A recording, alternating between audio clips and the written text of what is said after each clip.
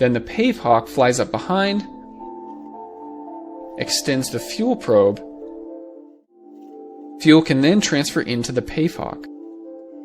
They can even get 2 helicopters refueling at the same time.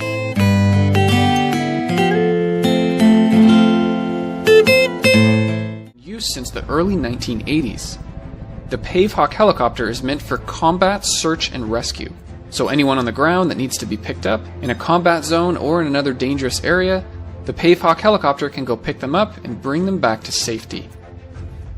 The pavehawk usually has a crew of 4, a pilot, a co-pilot, and 2 special missions aviators, otherwise known as flight engineers. Then, depending on the mission, they'll have several more para-rescue men, also known as PJs. It's very common to fly in a formation of 2 pavehawk helicopters. These helicopters have a connection with NASA at Kennedy Space Center in Florida. For many space launches, pavehawk helicopters have been ready, just in case something goes wrong and they need to rescue the astronauts. But besides that, missions have been flown all over the world, including the United States, Central America, Africa, Europe and the Middle East, and Asia.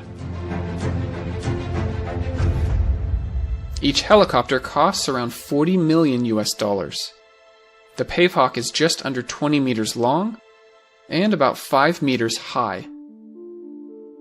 Some of the major parts of the helicopter are the main rotors on top, the fuselage, which is the body of the helicopter, the cockpit in the front, the cabin right behind, and then in the back we have the tail,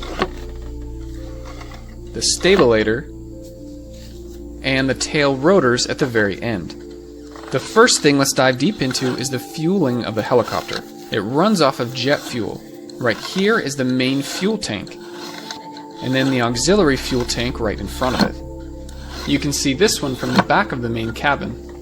The regular Black Hawk helicopter does not have this extra auxiliary fuel tank. That means that the pavehawk can fly a lot further.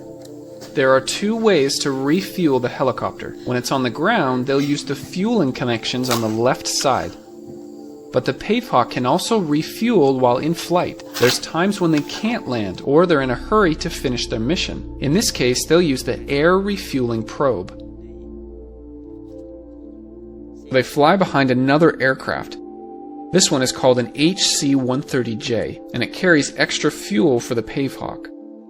At the end of the wing is the refueling pod. The fueling connections come out of the back of this pod.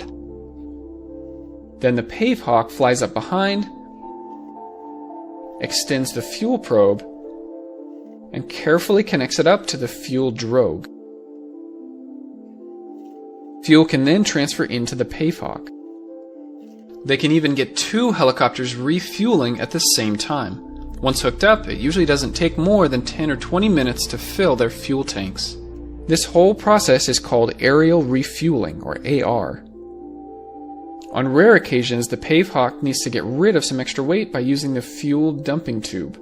This doesn't happen too often, but it's there if they need it. Let's look at some more details up front here. These are the missile warning sensors, so that you know right away if missiles are being launched at your helicopter. It's probably a good thing to know. Then there's the radar warning receiver, so you know if you're being picked up by the enemy's radar.